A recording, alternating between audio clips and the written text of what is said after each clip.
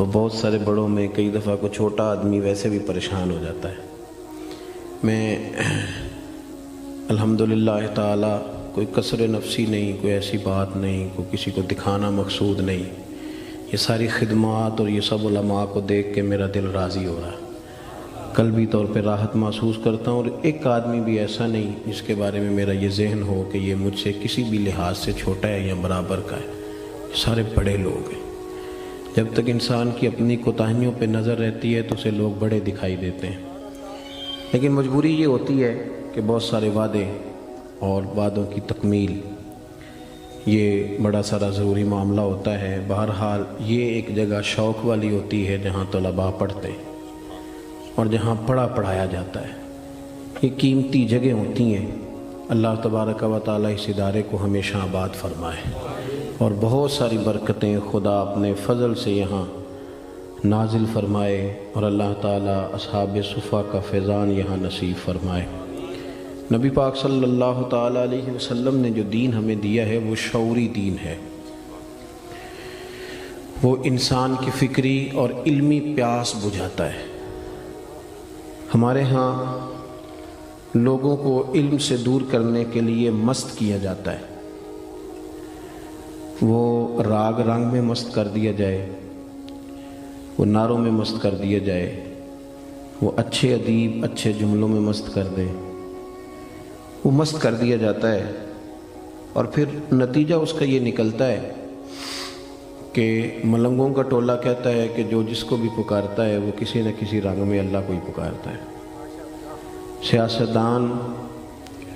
ہندوؤں کی سکھوں کی رسومات میں چلے جاتے ہیں، وہاں جا کر کے کہتے ہیں کہ روپ سارے اللہ کے ہی ہیں۔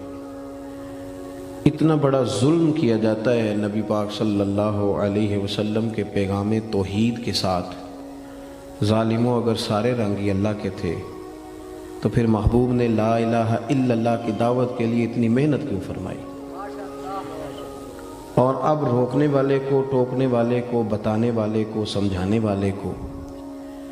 بہت سارے تانوں سے گزرنا پڑتا ہے۔ علم جو ہوتا ہے نا، علم انسان کو تازہ رکھتا ہے، علم اسے ذہنی طور پر تابندہ رکھتا ہے۔ ہاں یہ بات درست ہے کہ نبی پاک صلی اللہ تعالیٰ علیہ وسلم نے ایسے علم سے پناہ مانگی ہے جو علم تو ہو پر نفع نہ دے۔ کچھ لوگ الفاظ کے گورکھ دھندے میں رہتے ہیں، عمل نہیں کرتے، وہ بھی بڑی بوجھ زندگی گزارتے ہیں۔ بوجھ، جب آپ کہتے کچھ ہوں کرتے کچھ ہوں تو آپ کو محسوس ہوتا ہے کہ میں نارمل زندگی نہیں جی رہا، میں کوئی اداکاری کر رہا ہوں۔ اور جب آپ کا قول ہی آپ کا حال ہو، جو آپ کہہ رہے ہوں وہی کر رہے ہوں، تو پھر آپ یقین کریں کہ کوئی کام بھی بوجھ نہیں بنتا، پھر کام کرتے ہوئے مزہ آتا ہے، پھر بندے کو سکون نصیب ہوتا ہے کہ نہیں میں جو کر رہا ہوں یہ ٹھیک کر رہا ہوں۔ اللہ تعالیٰ نے نبی پاک صلی اللہ تعالیٰ علیہ وسلم کی جو ذمہ داریاں بیان فرمائیں، نبوت کی جو ڈیوٹیاں رب نے بیان فرمائیں کہ میرے محبوب یہ ڈیوٹیاں فرمائیں گے، اللہ کی طرف سے رسول کریم صلی اللہ تعالیٰ علیہ وآلہ وسلم کے تعلق سے جو چیزیں بیان ہوئیں ان میں ایک بات یہ بیان کی گئی، فرمایا وَيُعَلِّمُكُمُ الْكِتَابَ وَالْحِكْمَةَ، میرے نبی تمہیں علم بھی سکھائیں گے اور حکمت بھی سکھائیں گے، اور وَيُعَلِّمُكُم مَّا لَمْ تَكُونُوا تَعْلَمُونَ، جو تم نہیں جانتے وہ سارا میرے رسول تمہیں عطا فرمائیں گے۔ ہمارے ہاں پہلی بات تو یہ ہے کہ علمی ذوق کی نئی سرے سے، اور اگر ہے بھی کچھ لوگوں میں تو وہ اس لیے سیکھتے ہیں کہ دو چار باتیں سیکھ لوں گا، پھر جا کے اپنی محلے کے مسجد کے امام سے بحث کروں گا کہ میں تو فلانی جگہ سے یہ بات سیکھ کے آیا ہوں، آپ تو یہ کرتے ہیں۔ اپنی تربیت کے لیے سیکھنا، اس سے انسان کو نفع ہوتا ہے، اور ایک یہ کہ جاہلوں پہ روب جمانے کے لیے سیکھنا، علماء سے بحث کرنے کے لیے سیکھنا، تو نبی پاک صلی اللہ علیہ وسلم نے فرمایا جس نے اس لیے دین حاصل کیا کہ علماء سے بحث کرے گا یا جاہلوں پہ روب جمائے گا، اسے تو اللہ جنت کی خوشبو بھی عطا نہیں کرے گا۔ آپ اس ذہن کے ساتھ علم حاصل کریں کہ ہم نے اس پر عمل کرنا، اور آپ سیکھ لیں چیزیں۔ آپ یقین کریں میں نے بڑے بڑے پیارے بچے پریشان دیکھ کے گھر اجڑتے دیکھے، اور نونہال 4 سال کے بلک بلک کے روتے، اماں بھی چاہیے ابا بھی چاہیے، طلاق ہو گئی۔ لیکن جب نیچے اتر کے دیکھا تو صرف اتنا پتا چلا کہ جہالت ہے۔ اس بندے نے ایم.کام کیا ہوا ہے، اس شخص نے FSc کی ہوئی ہے، BSc اس نے کیا ہے، یہ دنیاوی تعلیم رکھتا ہے، لیکن اس کو یہی نہیں پتا تھا کہ طلاقیں 3 اکٹھی نہیں دینی چاہیے، اسے پتہ ہی نہیں تھا۔ یہ تو صرف دھمکی دیتے ہی 3 طلاقیں دے بیٹھا ہے، اور پھر آ کے کہتا ہے مولانا اب کیا بنے گا۔ اگر اسے صرف اتنا ہی پتا ہوتا کہ طلاق دینے کا ڈھب سے طریقہ کیا ہے، اور اگر اختلاف ہو جائے تو پھر خاتون کو منانے کا، سجانے کا اور سنوارنے کا اور واپس اس کو اصلاح پہ لانے کا قرآن و سنت نے کیا طریقہ بیان کیا ہے، تو آپ یقین کریں کہ بڑے بڑے گھر اجڑنے سے بچ جاتے ہیں۔ لیکن 3 مہینے تک لوگ شیروانی تو پسند کرتے رہتے ہیں کہ شادی پہ کون سی پہننی ہے، اور والد 6-7 درزیوں تک تو رسائی دلا دیتا ہے کہ یہ صحیح بنا دے گا تو یہ صحیح بنا دے گا،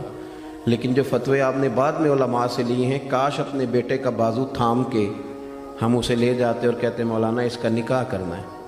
اسے ذرا آپ شادی کے، نکاح کے، خواتین کے مسائل کے اور طلاق کے معاملات پر تھوڑا سا آگاہ کر دیں، تو آپ یقین کریں کہ یہ جو کورٹ کچہریوں میں روز رش ہوتا ہے اور وکیلوں کو آپ فیسیں دیتے ہیں، یہ بچ جاتی ہے، اور لمبا کام نہ آپ کو کرنا پڑتا، اور اس کے لیے دور نہیں جانا پڑے گا آپ کو، اس کے لیے آپ کو بہت لمبا سفر نہیں کرنا پڑے گا۔ میں دعوے سے کہتا ہوں اہل سنت کے چمن میں جتنی بہار ہے، آپ اپنے محلے کے امام کے پاس بھی جائیں گے تو انشاءاللہ رسول اللہ کے دین سے آپ کا سینہ منور کرے گا۔ ہم نے یہ کیا ہے کہ سیکھا نہیں، ہم آگے نہیں بڑھے، اور یہ بات یاد رکھ لیں، جب آپ کوئی دین کی بات سیکھ لیتے ہیں تو فوراً آپ عمل کریں نہ کریں، ایک وقت ایسا ضرور آتا ہے کہ جب آپ وہ کام کرنے لگتے ہیں تو بات آپ کے ذہن میں آتی ہے کہ یار مولانا صاحب نے یہ بتایا تھا، مفتی صاحب نے یہاں یہ ذکر کیا تھا، یہ میں نے سنی ہوئی ہے بات۔ آپ کے ایک دفعہ وہ حاشیہ خیال سے ٹکرا جائے تو وہ آپ کو نفع دیتے۔ نبی پاک صلی اللہ تعالیٰ علیہ وسلم لوگوں کو علم سکھاتے، حضور علم کا شوق پیدا کرتے۔ نبی پاک صلی اللہ تعالیٰ علیہ وسلم جب کسی سے راضی ہوتے نا، حضور کسی سے راضی ہوتے، ادھر دیکھنا میری طرف، ہم نہ پتہ کیا کرتے ہیں، ہم نوٹوں کی اور ووٹوں کی اور بڑی بڑی دعائیں دیتے ہیں کہ اللہ کرے تو بڑا آدمی بن جائے۔ حضرت عبداللہ ابن عباس فرماتے ہیں ایک دن میرا بڑا ہی دل کیا کہ میں اپنے کریم رسول کی کوئی نوکری نہ کروں، تو میں نے منت کی کہ مجھے موقع دیا جائے۔ کہتے مجھے موقع ملا تو میں نے محبوب کے استنجا وضو کے لیے پانی رکھا۔ اللہ کرے میری ملت کے جوانوں کو سمجھ آئے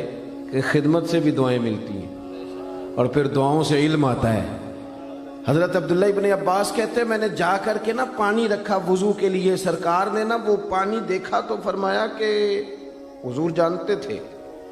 کہ یہ انداز کس کا ہے، فرمایا آج بلال نے نہیں رکھا، یہ آج کس کا رنگ ہے؟ عرض کی کہ یا رسول اللہ یہ عبداللہ ابن عباس نے رکھا ہے۔ تو حضور نے فرمایا بلاؤ نا۔ جب حاضر بارگاہ ہوئے تو محبوب نے تھپکی بھی دی اور حضور نے فرمایا اے اللہ اسے علم بھی عطا فرما اور فقاہت بھی عطا فرما۔ تو نبی کریم جب راضی ہوتے تو علم و عمل کی دعا دیتے کہ اللہ تیرا سینہ کھول دے، تجھے اللہ انشراح صدر دے، تجھے اللہ تبارک و تعالی علم کی خوشہ چینی کرنے کا موقع دے۔ حضور یہ دعا دیتے۔ پھر چونکہ ہمارے ہاں